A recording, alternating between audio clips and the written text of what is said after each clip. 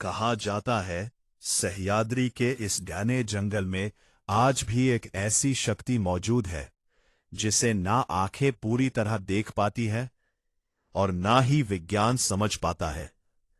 जहां स्थित है भीमा शंकर ज्योतिर्लिंग, वहां आज भी महसूस होती है एक अदृश्य उपस्थिति।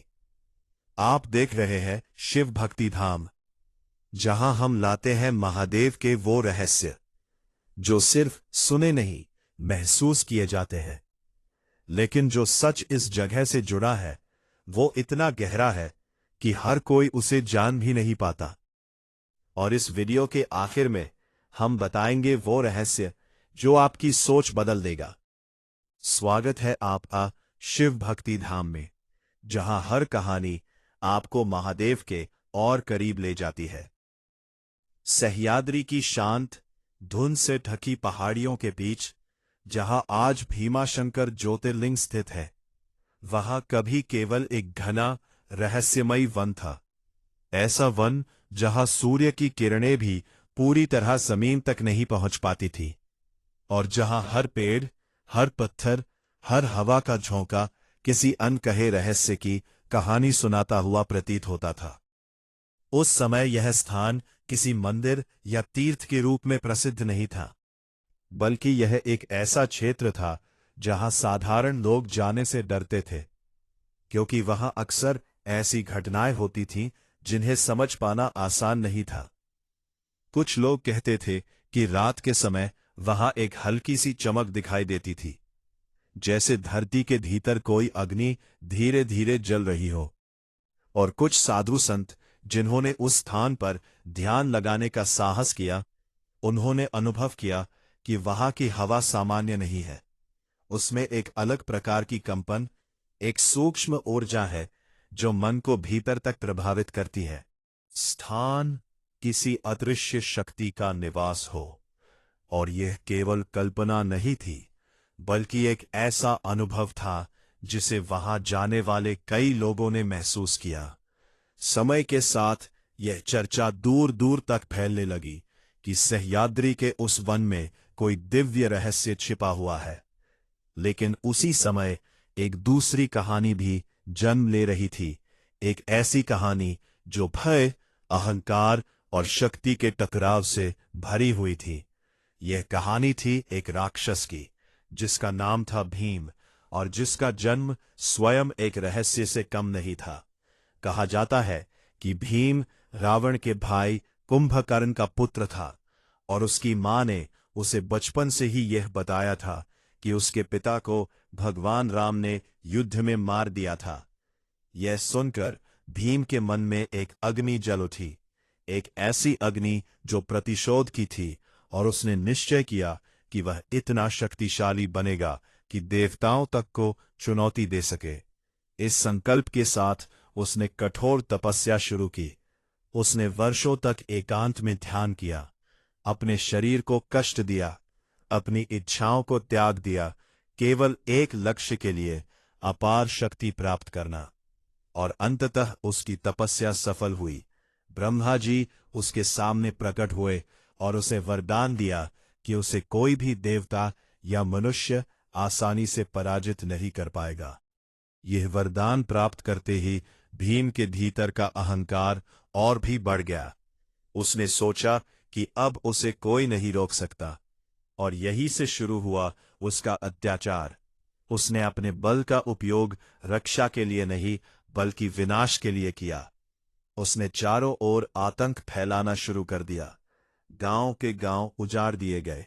लोग भय के कारण अपने घर छोड़कर भागने लगे, और वह सह्याद्री का शांत वन, जो कभी रहस्यमयी शांति से भरा हुआ था, अब भय और चीखों से गूंजने लगा। लेकिन इस अंधकार के बीच भी कुछ लोग ऐसे थे जिन्होंने अपनी आस्था नहीं छोड़ी।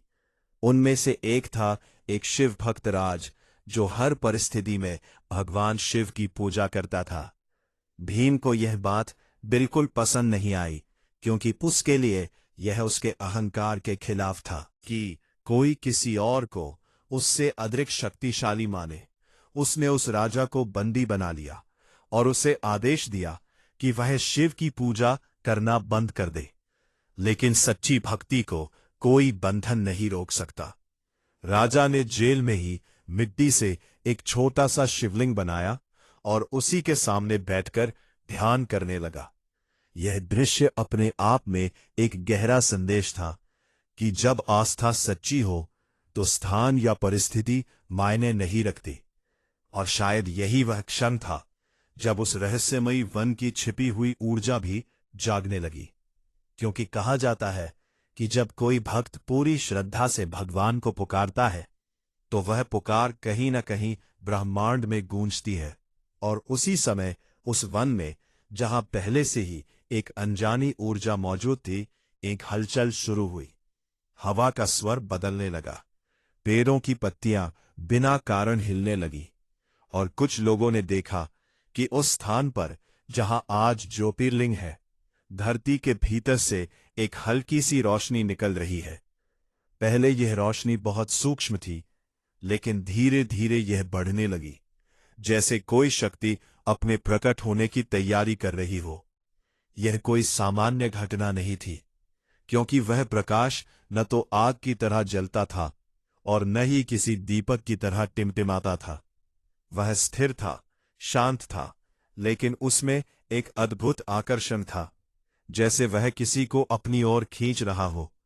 और यही वह क्षण था जब उस स्थान का रहस्य और भी गहरा हो गया, क्योंकि एक ओर भीम का आतंक अपने चरम पर था और दूसरी ओर एक दिव्य शक्ति धीरे धीरे प्रकट हो रही थी।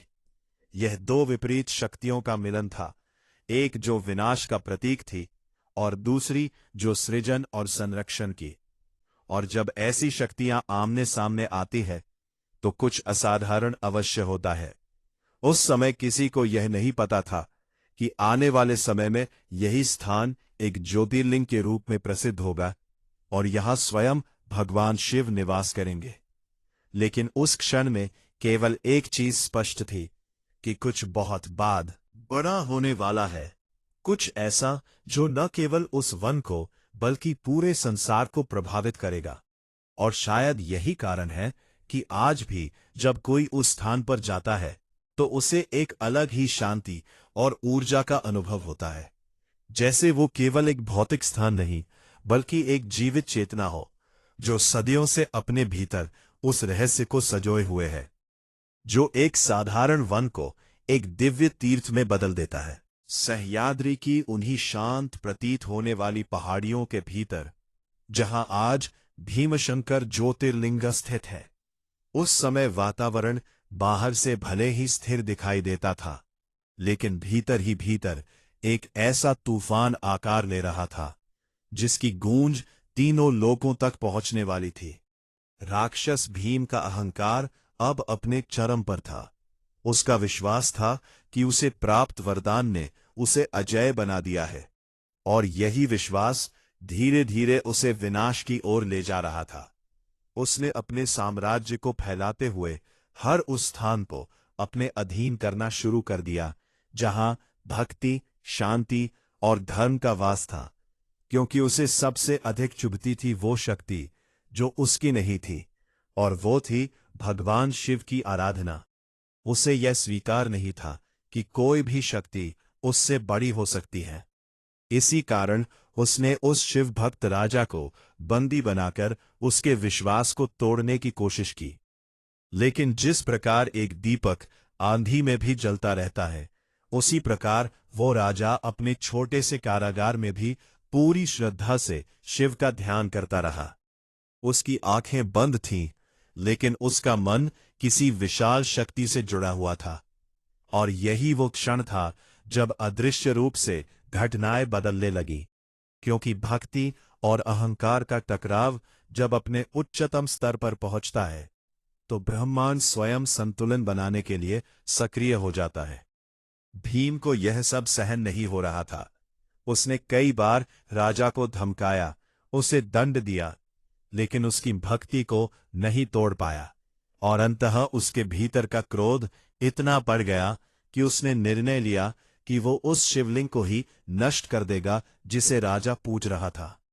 वो क्षण केवल एक क्रोध का परिणाम नहीं था, बल्कि वो एक ऐसी चिंगारी थी जो एक महान परिवर्तन को जन्म देने वाली थी।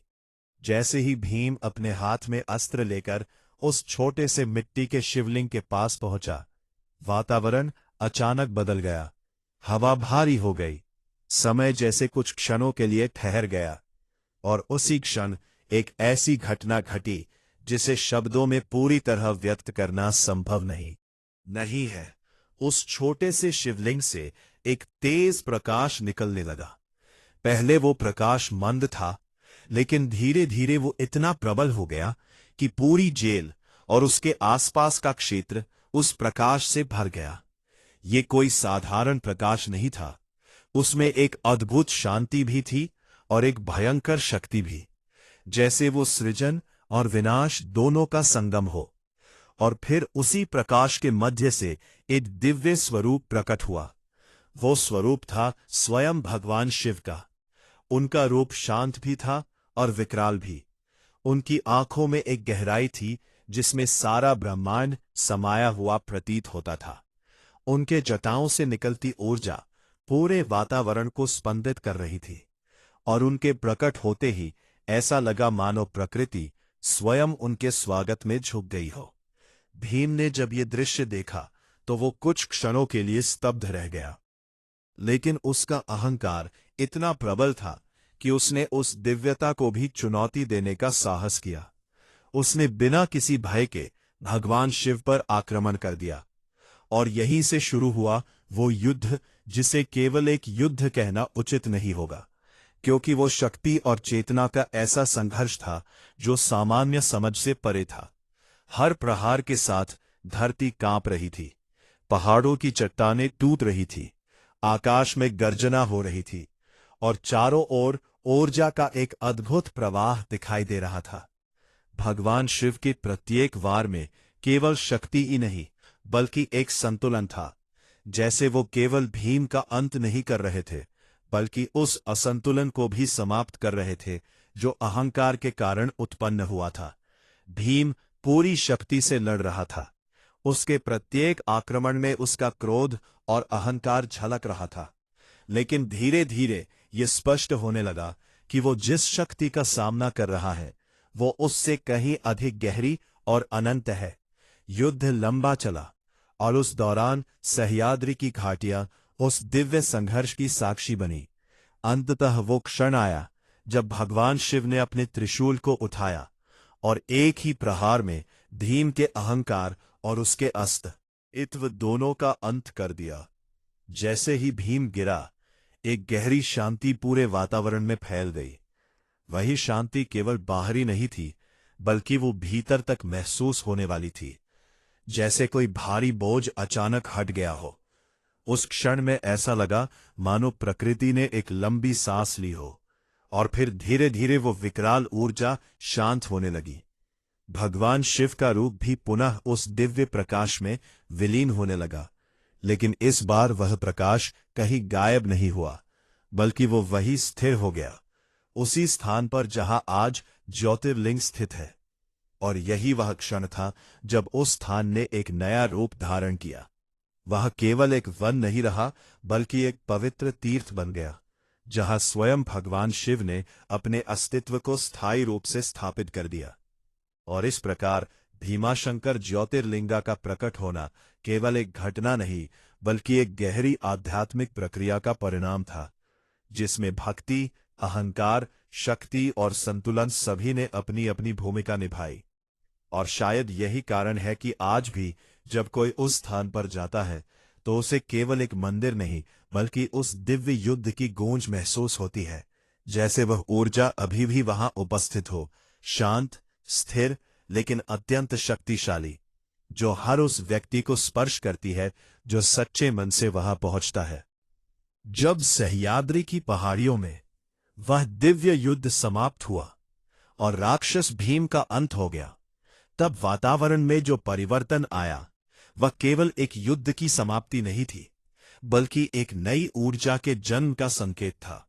और उसी क्षण से उस स्थान की प्रकृति, उसकी धड़कन और उसकी आत्मा जैसे पूरी तरह बदल गई।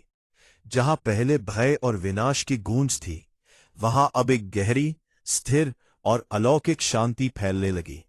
लेकिन यह शांति केवल बाहरी नहीं थी, यह भीतर तक उतरने वाली थी, जैसे स्वयं प्रकृति किसी महान घटना के बाद संतुलन में लौट रही हो। कहा जाता है कि उसी समय भगवान शिव के शरीर से निकली ऊर्जा, उनका श्रम, उनका तप और उनके अस्तित्व की शक्ति एक प्रवाह के रूप में प्रकट हुई, और इसी प्रवाह ने जन्म दिया पवित्र भीमा नदी को। यह कोई साधारण नदी नहीं मानी जाती, बल्कि इसे एक जीवित ऊर्जा का रूप कहा जाता है, क्योंकि इसकी उत्पत्ति केवल जल से नहीं बल्कि एक दिव्य घटना से जुड़ी हुई है। और यही कारण है कि इस नदी का हर प्रवाह, हर लहर एक अलग प्रकार की शांति और कंपन लेकर चलती है, जो वहां आने वाले लोगों को भीतर तक प्रभावित करती है। जब यह नदी पहली बार उस भूमि पर बहने लगी होगी, तब शायद किसी ने यह नहीं सोचा होगा कि यह आने वाले समय में लाखों लोगों के लिए आस्था और जीवन का स्रोत बनेगी। लेकिन धीरे धीरे इस क्षेत्र ने अपने रहस्यों को अपने भीतर समेटते हुए एक ऐसा स्वरूप धारण कर लिया, जहां प्रकृति और आध्यात्मिकता का अद्भुत संगम देखने को मिलता है। समय के साथ यह पूरा क्षेत्र घने जंगलों से भर गया। पेड़ इतने विशाल और पुराने हो गए कि ऐसा लगता था जैसे वे सदियों से उस स्थान की रक्षा कर रहे हो। हवा में एक ठंडक और नमी रहने लगी, और हर दिशा में एक ऐसी गंध महसूस होती थी जो मिट्टी, पत्तों और जल के साथ साथ किसी अनदेखी उपस्थिति का आभास भी कराती थी। आज यही क्षेत्र भीमाशंकर वाइल्ड लाइफ सेंचुरी के रूप में जाना जाता है, लेकिन इसके भीतर छिपे रहस्य आज भी पूरी तरह सामने नहीं आए हैं। कई साधु संत और योगी वर्षों से इस क्षेत्र में होकर मैं ध्यान और साधना करते आए हैं, और उनका मानना है कि यहाँ की ऊर्जा सामान्य स्थानों से अलग है। वे कहते हैं कि जब कोई व्यक्ति यहाँ शांत मन से बैठता है, तो उसे धीरे धीरे अपने भीतर एक परिवर्तन महसूस होने लगता है, जैसे उसके विचार शांत हो रहे हो, उसकी सांसें गहरी हो रही हो, और उसका मन किसी अदृश्य शक्ति से जुड़ता जा रहा हो। कुछ लोगों ने तो यह भी अनुभव किया है कि उन्हें ध्यान के दौरान हल्की सी ध्वनि सुनाई देती है, जैसे किसी दूर के स्थान से मंत्रों की गूंज आ रही हो, जबकि आसपास कोई नहीं होता। ये अनुभव हर किसी को नहीं होता, लेकिन जो लोग इसे महसूस करते हैं, उनके लिए ये जीवन का एक गहरा और अविस्मरणीय क्षण बन जाता है। इस क्षेत्र के जंगल भी अपने आप में एक रहस्य है। यहां कई ऐसी जगहें हैं जहां सामान्य लोग नहीं पहुंच पाते, और कहा जाता है कि उन स्थानों पर आज भी साधक अपनी साधना में लीन रहते हैं। कुछ कथाएं यह भी बताती हैं कि रात के समय जंगल के कुछ हिस्सों में हल्की रोशनी दिखाई दी जाती है, जैसे कोई दीपक दूर कहीं जल रहा हो। लेकिन जब कोई उस दिशा में जाने की कोशिश करता है, तो वह रोशनी धीरे धीरे गायब हो जाती है। ये सब सुनने में भले ही किसी कथा जैसा लगे, लेकिन इस क्षेत्र में आने वाले कई लोगों ने ऐसे अनुभव साझा किए हैं, और यही कारण है कि ये स्थान केवल एक पर्यटन स्थल नहीं बल्कि एक गहरा आध्यात्मिक केंद्र माना जाता है। यहां बहने वाली हवा भी जैसे एक अलग संदेश लेकर आती है। वह केवल ठंडक नहीं देती, बल्कि मन को शांत करने का कार्य करती है। और जब कोई व्यक्ति भीमाशंकर ज्योतिर्लिंगा के पास पहुंचता है, तो उसे यह अनुभव और भी गहरा हो जाता है, जैसे वह किसी ऐसी सीमा को पार कर रहा हो जहां बाहरी दुनिया का शोर धीरे धीरे खत्म हो जाता है और केवल एक आंतरिक शांति शेष रह जाती है। इस पूरे क्षेत्र की सबसे विशेष बात यह है कि यहाँ की हर चीज, चाहे वो नदी हो, जंगल हो या हवा, सब कुछ एक दूसरे से जुड़ा हुआ प्रतीत होता है, जैसे वे मिलकर एक ऐसी ऊर्जा का निर्माण कर रहे हों जो यहाँ आने वाले हर व्यक्ति को स्पर्श करती है। और शायद यही कारण है कि कई लोग यहाँ बार बार आना चाहते हैं, क्योंकि उन्हें यहां वो शांति मिलती है जो कहीं और नहीं मिलती।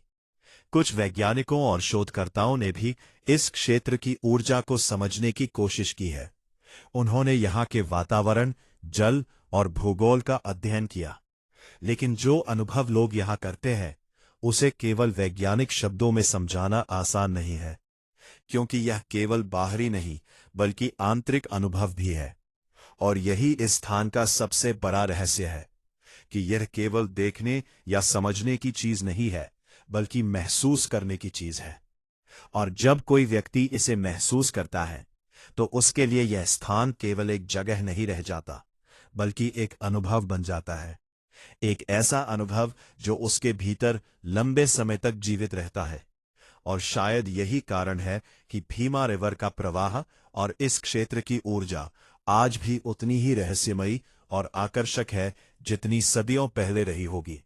जैसे समय बदल गया हो, लेकिन उस स्थान की आत्मा अब भी वैसी ही बनी हुई हो, शांत, गहरी और अनंत रहस्यों से भरी हुई। समय बीतता गया, सदियां बदलती रहीं, राजाओं के राज्य आए और चले गए, जंगलों का स्वरूप भी धीरे धीरे बदलता रहा, लेकिन सह्याद्री की उन्हीं पहाड़ियों के बीच स्थित भीमा शंकर ज्योतिर्लिंग की वह दिव्य उपस्थिति आज भी वैसी ही बनी हुई है, जैसे वो किसी समय के बंधन में नहीं बल्कि अनंत काल की धारा में प्रवाहित हो रही हो। इस स्थान की सबसे बड़ी विशेषता यही है कि यह केवल एक प्राचीन मंदिर नहीं बल्कि एक जीवित अनुभव है, एक ऐसा अनुभव जिसे शब्दों में पूरी तरह व्यक्त करना कठिन है, क्योंकि जो यहां आता है वो केवल दर्शन नहीं करता बल्कि कुछ महसूस करके जाता है। और यही अनुभूति इस स्थान को बाकी सभी तीर्थों से अलग बनाती है। सुबह के समय जब हल्की धुंध पहाड़ियों को ढक लेती है और सूरज की पहली किरणें धीरे धीरे उस धुंध को चीरती हुई मंदिर तक पहुंचती हैं, तब ऐसा प्रतीत होता है मानो प्रकृति स्वयं इस स्थान का अभिषेक कर रही हो। हवा में एक ठंडक और ताजगी होती है और मंदिर की घंटियों की मधुर ध्वनि उस शांति को और गहरा बना देती है, जैसे हर ध्वनि किसी अदृश्य ऊर्जा के साथ मिलकर एक लय बना रही हो। दिन के समय भक्तों की भीड़ होती है, लोग दूर दूर से यहाँ अपनी मनोकामनाएं लेकर आते हैं। कोई शांति चाहता है, कोई समाधान, कोई अपने जीवन के कठिन प्रश्नों का उत्तर, और कई लोग यह मानते हैं कि यहाँ आकर उनकी प्रार्थनाएं सुनी जाती हैं। यह विश्वास केवल एक परंपरा नहीं बल्कि अनुभवों से उपजा हुआ है, क्योंकि ऐसे अनेक लोग हैं जिन्होंने यहाँ आकर अपने जीवन में परिवर्तन महसूस किया है। कुछ ने मानसिक शांति पाई, कुछ ने कठिन परिस्थितियों से निकलने का मार्ग पाया, और कुछ ने केवल एक गहरी स्थिरता का अनुभव किया जो उन्हें पहले कभी महसूस नहीं हुई थी। मंदिर के भीतर स्थित शिवलिंग का स्वरूप भी अपने आप में एक रहस्य है। यह किसी कलाकार द्वारा तराशा हुआ प्रतीत नहीं होता, बल्कि पूरी तरह प्राकृतिक लगता है, जैसे यह स्वयं धरती से प्रकट हुआ हो। और यही बात इसे और भी विशेष बनाती है, क्योंकि ये केवल एक प्रतीक नहीं बल्कि एक जीवित उपस्थिति का संकेत देता है। शाम के समय जब सूर्य धीरे धीरे अस्त होता है और चारों ओर हल्का अंधकार फैलने लगता है, तब इस स्थान का वातावरण और भी रहस्यमयी हो जाता है। जंगल की आवाजें, पक्षियों की अंतिम पुकार और हवा की सरसराहट मिलकर एक ऐसा वातावरण बनाते हैं जो मन को भीतर तक छू जाता है। और फिर जब रात पूरी तरह छा जाती है, तब इस स्थान का अनुभव और भी गहरा हो जाता है। कई लोग बताते हैं कि रात के समय यहां एक अलग ही शांति होती है, एक ऐसी शांति जिसमें हल्की सी कंपन महसूस होती है, जैसे कोई ऊर्जा बहुत सूक्ष्म रूप में चारों ओर फैली हुई हो। कुछ साधक और ध्यान करने वाले लोग इस समय को सबसे उपयुक्त मानते हैं, क्योंकि उनका मानना है कि रात के समय बाहरी शोर कम हो जाता है और आंतरिक अनुभव अधिक स्पष्ट हो जाते हैं। इस स्थान से जुड़े कई ऐसे अनुभव भी हैं जिन्हें लोग चमत्कार मानते हैं, जैसे किसी की मनोकामना का पूरा हो जाना, किसी समस्या का अचानक हल मिल जाना या किसी कठिन परिस्थिति से निकलने का रास्ता मिल जाना। ये सब सुनने में भले ही साधारण लगे, लेकिन जिन लोगों के साथ ये हुआ है उनके लिए ये जीवन बदल देने वाला अनुभव होता है। कुछ लोगों ने ये भी बताया है कि उन्होंने यहां ध्यान करते समय एक प्रकाश या एक आकृति का आभास किया। हालांकि ये अनुभव हर किसी को नहीं होता और इसे समझ पाना भी आसान नहीं है, लेकिन ये इस स्थान की गहराई और रहस्य को और बढ़ा देता है। वैज्ञानिक दृष्टिकोण से देखा जाए तो ये क्षेत्र अपनी भौगोलिक और प्राकृतिक विशेषताओं के कारण भी खास है। यहाँ की हवा, यहाँ का जल और यहाँ का वातावरण शरीर और मन पर सकारात्मक प्रभाव डालता है। लेकिन इसके साथ साथ जो आध्यात्मिक अनुभव लोग यहाँ करते हैं वो केवल विज्ञान तक सीमित नहीं है, वो एक आंतरिक यात्रा का हिस्सा है। और शायद यही कारण है कि भीमाशंकर वाइल्ड लाइफ सेंचुरी के बीच स्थित ये स्थान आज भी लोगों को अपनी ओर आकर्षित करता है, जैसे कोई अदृश्य शक्ति उन्हें बुला रही हो। और जब कोई व्यक्ति यहां से वापस लौटता है तो वो केवल एक यात्रा पूरी करके नहीं लौटता, बल्कि अपने भीतर कुछ लेकर लौटता है। एक शांति, एक अनुभव या शायद एक ऐसा प्रश्न जिसका उत्तर उसे अभी भी खोजना है। और यही इस स्थान का सबसे बड़ा रहस्य है कि ये हर व्यक्ति के लिए अलग अलग रूप में प्रकट होता है। किसी के लिए ये आस्था का केंद्र है, किसी के लिए ये शांति का स्थान है और किसी के लिए ये एक अनसुलझा रहस्य है। लेकिन एक बात निश्चित है कि भीमाशंकर ज्योतिर्लिंगा केवल एक मंदिर नहीं, बल्कि एक ऐसी जीवित चेतना है जो समय के साथ बदलती नहीं बल्कि और गहरी होती जाती है। और शायद इसी कारण ये स्थान आज भी उतना ही आकर्षक, उतना ही रहस्यमयी और उतना ही शक्तिशाली है जितना सदियों पहले था। अगर आपने यहां तक देखा है तो यकीन मानिए महादेव ने आपको खुद यहां तक बुलाया है। वीडियो को लाइक करें और जुड़िए शिव भक्ति धाम परिवार के साथ, क्योंकि यहां हम खोलते हैं महादेव के वो रहस्य जो समय के पार छिपे हुए हैं। हर हर महादेव।